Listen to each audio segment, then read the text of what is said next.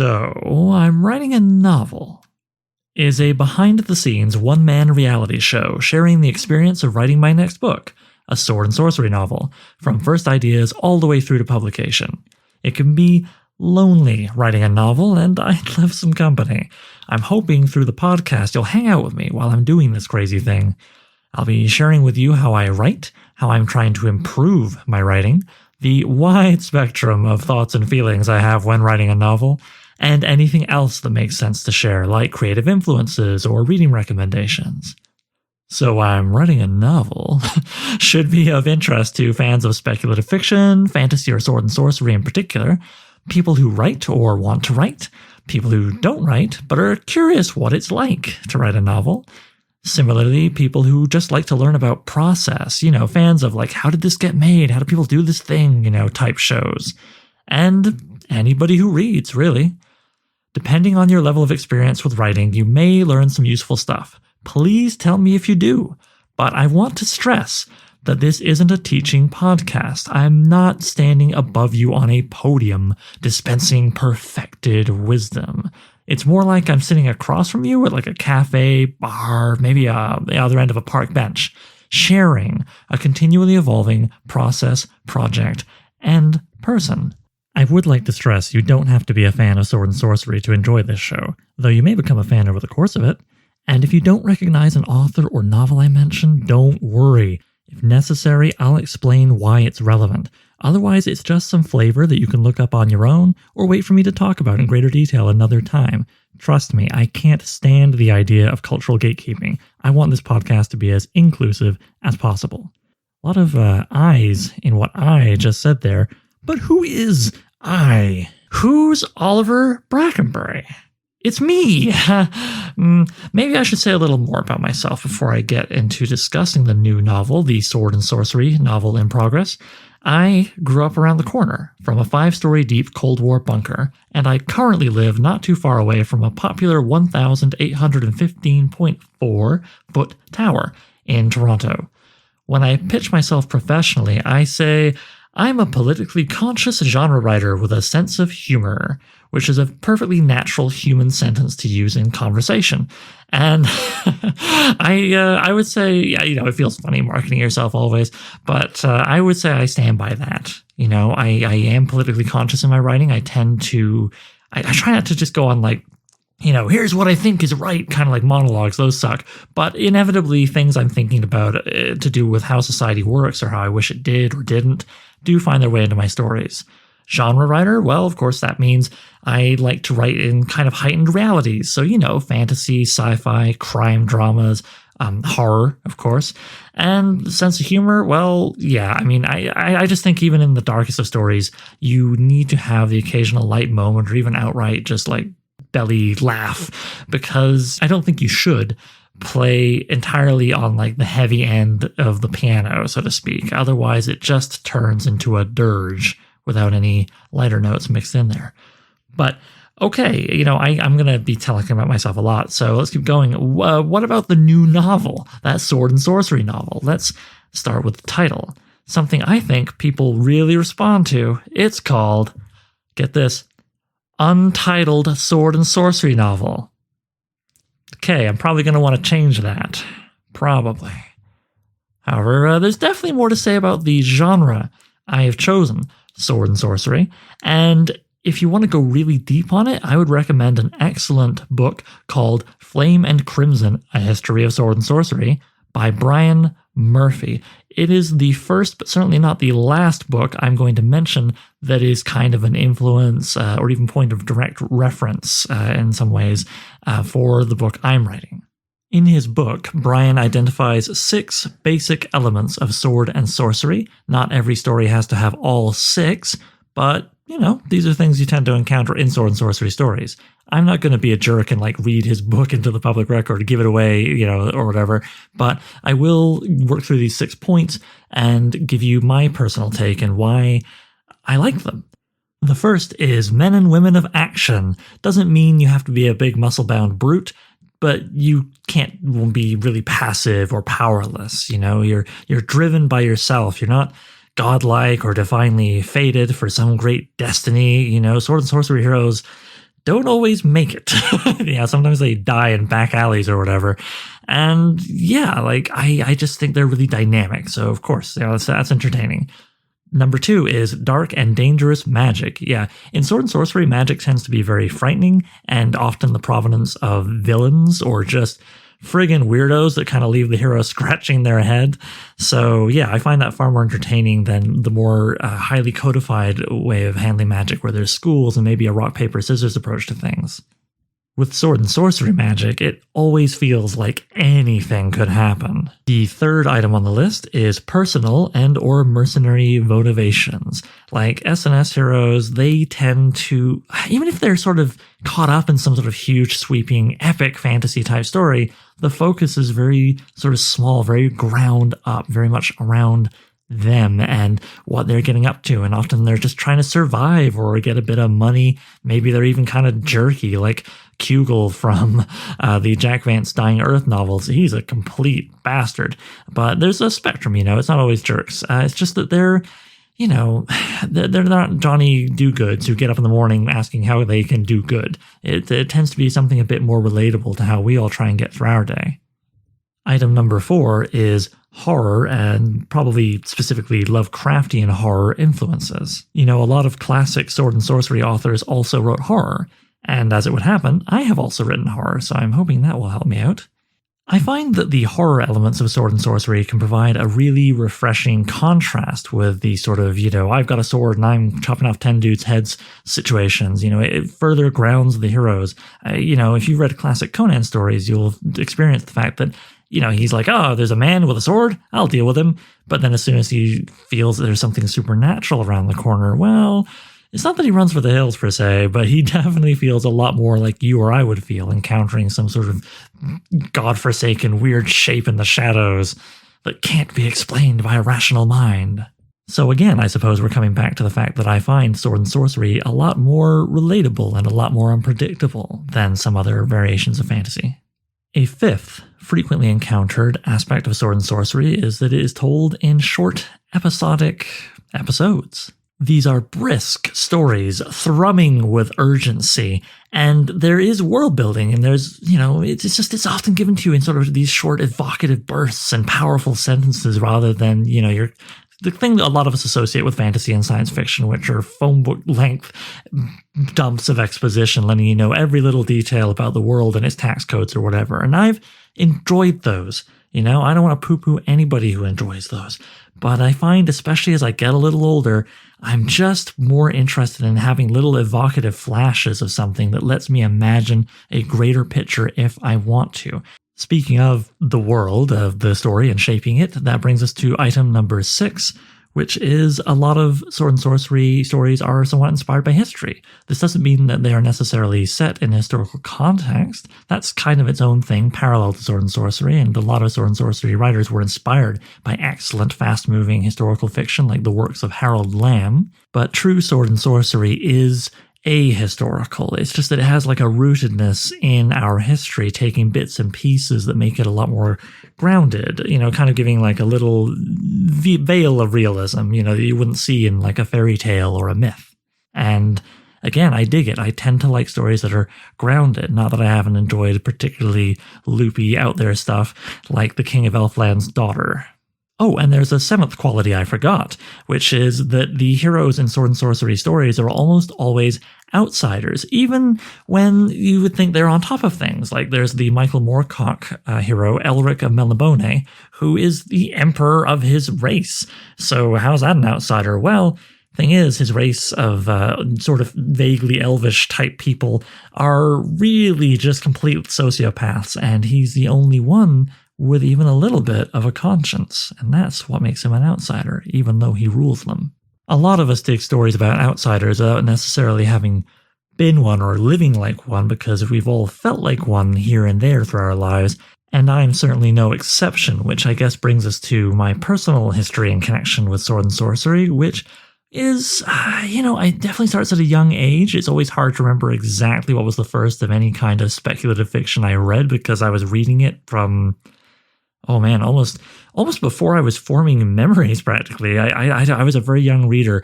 The very first thing I remember reading was a Batman comic, and I must have been all of 3.5 going by when it came out.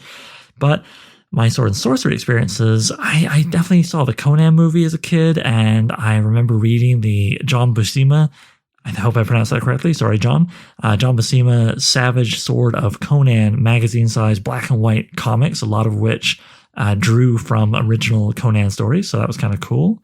And I really liked those, but somewhere around age 11 or 12, I got it in my head, I'm growing up, I'm becoming a man.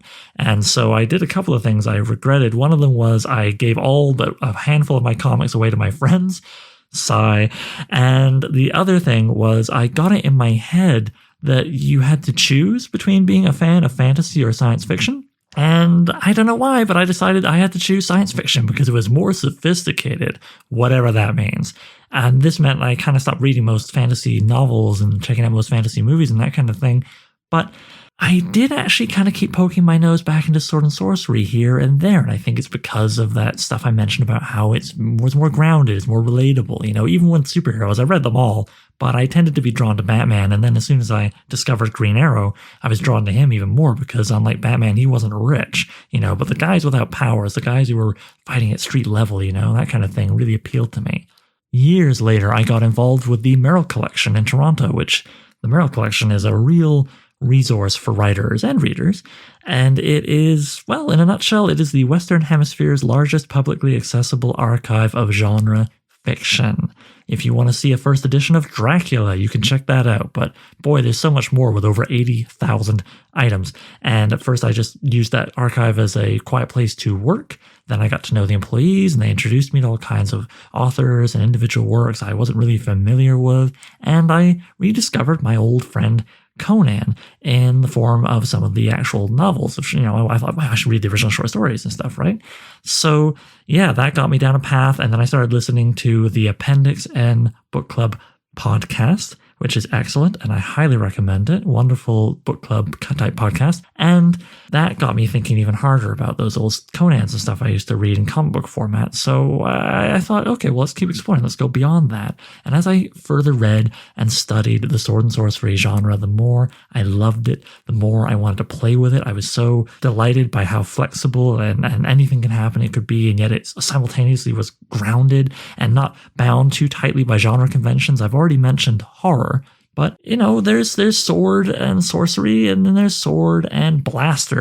There's sci-fi that gets in the mix sometimes, and it's not considered a big deal. It's not like, oh my god, look at this sci-fi mixed in. It's just like, yeah, here's another thing in this cool story. So yeah, I fell in love with it over the last couple of years. I've been reading as much as I can. I've been plowing through sort of the big names, like I say, Howard, Leiber, Moorcock, and more, C.L. Moore, actually, more, Jack Vance, a whole bunch of other people I could list off. And of course, this eventually made me want to really write some sword and sorcery. Hey, remember that novel I keep mentioning? Right. To tell you the story of that, I'm going to turn to something which is going to feature heavily in these little chats of ours for a while, certainly during the initial outlining stage of the novel. This is a notebook, a regular-sized moleskin notebook, although I don't think you have to write in a moleskin, whatever, write on a napkin, but I like this guy in part because of his ridiculous cover. It's covered in denim? Why not? Make it real Canadian tuxedo with a denim notebook. And in it, I already have about 150 pages of handwritten notes of all kinds of stuff, character breakdowns, research, outlines of stories, of course, story ideas, and stray thoughts. You gotta have pages that are just there for whatever the heck comes up, right? The last type of entry that I have in here is a project diary. Now, the concept of a project diary is something that was taught to me by a Canadian screenwriter named Karen Walton. She is a tremendous community leader and mentor figure in the Canadian screenwriting community. And what she taught me was it's a good idea sometimes to sit down and just write a diary entry, but instead of it being about, your hopes and dreams in life and whatever, it's about that stuff specifically as it relates to the project. How do you feel about the project right now? Where is it going? What are the problems? What are the things you like? And so on. It's a really good way of grounding yourself before going on to the next piece. And so I'm going to summarize and discuss the ideas contained within the initial project diary entry of the Denim Notebook from January 31st, 2020. Up top, I talk about how, guiding my future self when I review this, as I am now, I guided myself through to where I began the project proper, how in 2018 and 2019, I greatly enjoyed digging through the Appendix N reading list. The Appendix N reading list being a list of authors and works that are all like speculative fiction that inspired Gary Gygax when he co-created the world's first and most famous role-playing game. So yeah, 2019, I tried to write my own Appendix N sword and sorcery type story, resulting in a short story called Voe, V-O-E. And though at the time I was a little unsure, how much it fit the genre because I just kind of plowed forward. It was more important to me to just try and write something first and learn as I went along. I liked Voe and the character in it, who is also named Voe, so much I wanted to write more short stories starring her, with the story I'd written serving as like an origin story or first chapter, which it already kind of read as. At first, I thought it would be fun to write all kinds of short stories about the same character and submit them all over, just like the classic sword and sorcery authors and many other speculative fiction authors of days gone by. However, I am lucky enough to count author J.M. Fry as a friend, and she told me how today's short story market really isn't like the heyday of the Appendix N reading list books, roughly 1920 to 1977, where you could write a whole bunch of short stories all about one character and submit them all over. Nowadays, the right situation gets complicated if you want to bundle those stories into a novel to sell, and also it can look like you only have one idea. So I write in the diary here, okay, I'm recalibrating. What am I going to do instead? Oh, I know. I'm going to write a novel composed of short stories, which is what's called a short story cycle, where you follow a single character through a period of their life or even their entire life as told in a bunch of little short stories that can be read on their own, but altogether add up to something greater, than they are individually. I was partially inspired to do that format because of reading a bunch of the classics, like Fritz Leiber's Fafhrd and Grey Mouser series, which follows his two plucky thieves over many years of their life while into middle age, or Conan, but not Conan. What I mean by that, and why I'm kind of chuckling, is there is a notorious series of Conan books, which on the one hand are responsible for things arguably like the Schwarzenegger film that most of us know, and the fact that anybody really knows who Conan is, but also cause a lot of controversy. They were edited and put together and written in most parts by Lynn Carter and L. Sprague de Camp, who many people will say, as writers, they were good editors. They got a hold of the rights to Robert Howard's Conan stories somewhere in the 50s, I think. And then in the 60s, they decided to ride the wave of Tolkien's, exploding fantasy wide open again for everybody with Lord of the Rings by publishing them. But they didn't just publish the old stories. They found any scrap of paper upon which Robert Howard might have written sword, and then they would add 8,000 words and call it, a Lynn Carter and Robert Howard collaboration. They would also take stories by Howard that were not Conan stories and that were set in real life, quote unquote, ancient Egypt or whatever, and then just add some wizards and monsters and crap and call it Conan. The big thing, though, that really seemed to irk a lot of people was that they would take these posthumous collaborations, as it were, along with the originals and edit them all together into one big linear narrative, which, as far as anyone can tell, was never Howard's intention. His first story about Conan was actually kind of late middle aged, and he had had many adventures and was a king. Not the beginning, not when he was a young man first coming south from the barbarous nation of Samaria to see what's up with these civilized nations. And remember what I said about how they were better editors than writers, certainly Lynn Carter, I would argue. So yeah, a lot of these stories were kind of sucky, or they'd be pretty good and then all of a sudden turn really terrible halfway through because, oh hey, it was a scrap that Carter had decided to finish for Howard. And on top of everything else, like I say, these stories were never designed to be strung together, and so you got these really clunky italicized paragraphs sitting, just above the beginning of each story, where Lynn Carter would write something like, yeah, you know how at the end of the last story, Conan got the treasure and the girl and rode off or whatever? Yeah, anyway, the girl decided she doesn't like him and went away, and he lost all the gold gambling, and then he went 3,000 miles to the left, so that gets him to the beginning of this story where I need him to be.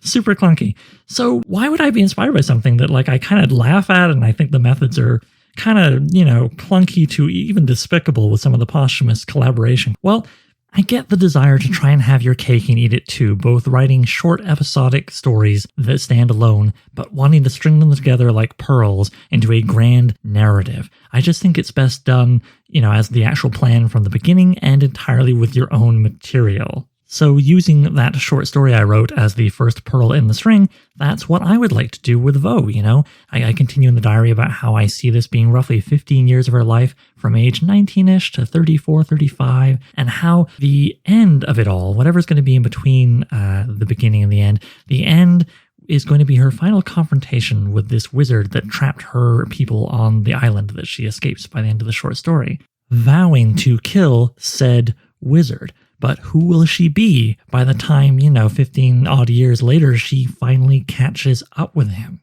I then continue in the diary entry about how I have an idea for how I want to show her to you, the reader, certainly for at least the first third big chunk of the novel, which is to give her a different companion for each story. And in each story, you'll get to know Vo a little better through their point of view and their experiences with her, until we get to the grand finale, which at this point I imagined as being entirely through her point of view. I also really liked the idea of Vo eventually moving past wanting to be a quote-unquote hero and transforming, the very narrative of the novel to something like Ursula K. Le Guin's carrier bag theory of fiction. Now, the carrier bag theory of fiction, actually, I'm going to record a whole thing just on that, but right here, all you need to know is it was an almost anti-sword and sorcery essay she released in the late 80s talking about how we really need to stop giving so much primacy to killing, conflict-driven, always linear narratives, and maybe look more at occasionally non-linear, not killing obsessed narratives.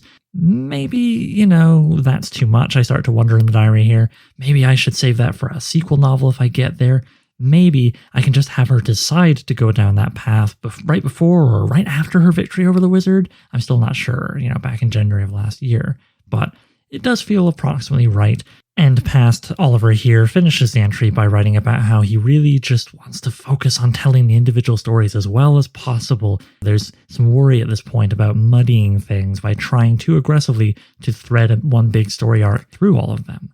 Besides, if Vo gets put through sufficient hell, then it shouldn't be hard to sell her wanting to leave the hero, violent life, whatever behind, right? That's it for the diary entry. Here, I think we can already see some intriguing tensions in the meta-narrative of me writing the book, because most sword and sorcery stories are told in a way that they stand alone, yet like Lynn Carter and L. Sprague de Camp, I crave the grand narrative, yet I want the stories to stand on their own, yet I want Vo to grow and change over the course of the book. Yet, sword and sorcery heroes, with a few exceptions like Fafhrd and Grey Mouser that I mentioned, tend to stay pretty much exactly the same. That's part of the promise. Each time you run into, say, a Michael Moorcock Elric story, Elric is basically the same guy. He might have had some more crappy things happen in his life. He kind of suffers a lot, that guy. But it's Elric. You always know what you're going to get. How am I going to reconcile these tensions? Well, we'll find out. Yeah, okay, so I think that's it for the diary. Let's move on to the story, Vo. And the last thing I think I'll share with you today. That short story, like I say, it's about a woman named Vo. What else do you need to know? Well, maybe a little bit. Okay, so the character is a big Gwendolyn Christie type, Rosie the Riveter type, brawny woman, daughter of two craftspeople, a blacksmith. Her mom and her father is what's called a dyer, someone who makes dyes, so if you can believe it. I like the idea of a guy who's all about color being her dad. Frankly, I also like her having craftspeople for parents because I can relate to that, having a pair of goldsmiths for my mom and dad. They live in a village on the other side of a very far northern island, kind of like the Shetlands from our world. And their half of the island is one people, and the other half of the island is the other people, with whom they have a terrible blood feud going back a few hundred years. Shortly after Vo's parents die, when she is still a teenager, freshly 19, she decides that she wants to become a hero, like the ones in the stories she was raised on, and she wants to travel to get off this island. But it's not so simple. Ultimately, she seeks help from someone from the other side of the island, a shepherd, to whom she actually lies about being from far away. And by the end of the story, of course, they have achieved that. They're on a boat, they're rowing away. But the shepherd doesn't get to continue on to the mainland. Vo does, however, and you can see why a story ending with someone in a boat going off into the distance might make you wonder where does she land? What else does she get up to? Does she become a hero like she wants to be? Well, it's not so simple. You may recall I mentioned earlier, Sword and Sorcery is not prone to having characters that have square jaws and are Johnny Do-Goods. Vo may think that's what she wants. She may think she wants it for selfless reasons, but it's not that kind of story. Off we go into the grander narrative of the novel, with its cycle of short stories connecting up to tell you of about 15 years of her life. I see the first third or so of the book being about her trying to help others and become that hero. But, as I say, it doesn't really go that way. I like the idea of the middle of the book being more to do with her trying to live for herself rather than for others. And that's a very good time for her for a while, until eventually she kind of goes a little too far into living for herself and it bites her in the butt, leading to the final third of the book, where, spoiler, sorry, this is going to be full of spoilers. I'm going to be telling you about everything. So yeah, into the final third of the book, where she is the unwitting pawn of a supernatural sort of patron. Maybe patrons, I haven't decided. I'll discuss that more in detail down the road. So yeah, that's the basic shape of it, and I would like to share with you one last little piece of inside baseball here. See, I actually got a story editor to work with me on the short story to help me try and improve it. And I have the notes folded up, a little printout here, stuffed in the back pocket of that denim moleskin notebook I mentioned. And I'd like to share it with you. These notes are on what was the 6th draft of the short story. Currently, the short story / I guess first chapter of this short story cycle is on draft 10. All right, time to share with you my soft, squishy underbelly by reading the feedback. Your story is solid, competent, interesting, and contains some great lines. I see 2 distinct areas you could work on. The first is technical, the second is thematic. Technique. You tend to tell readers that the characters are talking, and give the discussion's content instead of having the actual conversation. The explanation removes immediacy and the sense of forward momentum. It's passive, pulling readers out of the now of the story. Try putting in the actual dialogue instead. For instance, on page 1, Rock Shepherd wobbled with the effort. He told her she was no queen. Consider instead, Rock Shepherd wobbled with the effort. You're no queen, he said, or spat or snarled, etc. Dialogue is active. If you switch to a more active mode, the story will become more dynamic. Nuance can be added in dialogue tags rather than as part of the general description. This isn't so much show, don't tell advice as it is less telling, more doing. Yeah, they were very right about this, and I can tell you it was a curious effect of me kind of compensating for something. See, I write both screenplays and prose. Many is the time someone has read my prose and said, "Oh, I can really tell you're a screenwriter." And many is the time someone has read my screenplays and said, "Oh, I can really tell you write books." So what do?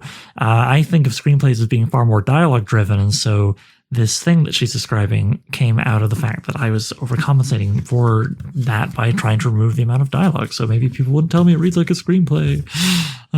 Okay, the other thing. Theme.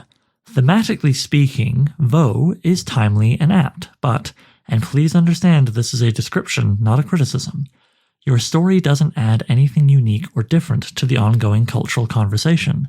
There are no major observations, nor is there a conclusion of any kind.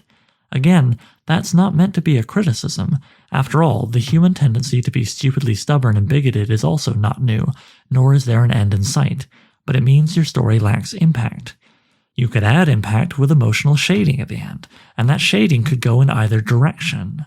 E.g., word choice can hint that they'll choose to trust or distrust one another. The tonal shift will likely have to come from Krog, the shepherd. By the way, simply by choosing to be Starla, Vo has proven that she's capable of change. And it doesn't have to be blatant. Or you could choose to go that more blatant route and insert a cogent / profound insight into the importance of allowing behavior to evolve, or the inevitable fate of not doing so. Frankly, if you get that message into your story, you'll have less need to provide a conclusion one way or the other. Each of your readers will provide it for themselves. Okay, so that's all the feedback from the story editor, and on this second point, I would definitely say she was correct. I'd like to think I've addressed the issue by the current draft 10, back here on draft 6, yeah, again, it was a bad decision made out of trying to correct for something preemptively. See, I was very concerned about it being like a message story and having a character basically turn to the camera and say, you know what, people just need to get along, because ultimately, Vo and the shepherd, Krog, have to work together. Even when she's bullshitting him at the beginning, saying, I'm a woman named Starla from far away, it's still under this idea of trying to find a way to be able to work with someone who's from the other side of the island, who hates her people, yada yada. So I ended on this kind of non-note where they work together to undo this terrible magic that's been trapping their peoples on the island. And then we end with them in the little rowing boat, moving away from the island, the first people to have done so in centuries. And the question is, well, okay, they work together to overcome their goal to get out of this story, right? Now what? And I just ended on this kind of thing of like, can a single noble act at the climax of a short story undo centuries of bigotry? Maybe not. Who knows? Pan out to the stars, zoom out, fade to black, whatever, play the soundtrack. I didn't make a definitive point. So yeah, that needed to be fixed. That was good feedback, and I think I have dealt with it. Like the earlier technique thing, it was me preemptively trying to head off something at the pass, almost operating from a place of fear. And if there's one thing I feel is very true in life as well as in writing, it's that making decisions, unless you're getting out of the way of a speeding car, making decisions based on fear often, if not always, takes you down the wrong path. Sounds like a good theme for a short story, eh? Or maybe a short story, part of a short story cycle. Maybe like a novel that okay, all right, Oliver, good one. We tied it together. Yeah, we did it. Okay. There you go, the origin story for my Untitled Sword and Sorcery novel, where I don't want to just imitate or go through the motions of an established genre. I want to update it and take it further while still keeping it recognizable as sword and sorcery. It's going to be a tightrope walk for sure, and I hope you'll join me for the whole thing. Okay, yeah, I covered a lot of stuff today. Who am I? What's the novel? What's this genre? Where did it all come from? And so on. Yeah, I think future episodes will probably be a little shorter because they'll get to be a bit more, narrow focused, and I won't have to completely reintroduce everything every time. I'm thinking 20 minutes-ish, like bite-size, but we can see how it evolves together. Yeah, thank you, by the way, for giving me your time. Super appreciate it, and I hope you continue to do so. So I'm writing a novel, features original music by Gloria Guns, and is hosted by yours truly, Oliver Brackenbury. If you'd like to submit a question, then please email it to soimwritinganovel@gmail.com. Bonus points if you record yourself and send me an MP3 I can cut into the show. Doesn't have to be fancy, using your phone is fine, just keep it clear and concise. You can also holler at the show on Twitter, look for @SoI'mWritingANovel. Please consider sharing the show with anybody who might like it. Word of mouth is how these things happen, let's be honest. Leaving a review on iTunes is also helpful, and check out patreon.com/SoI'mWritingANovel.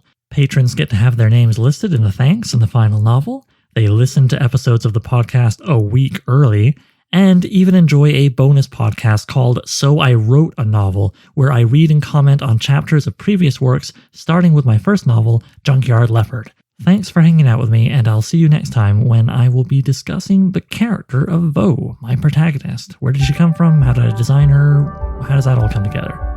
Bye.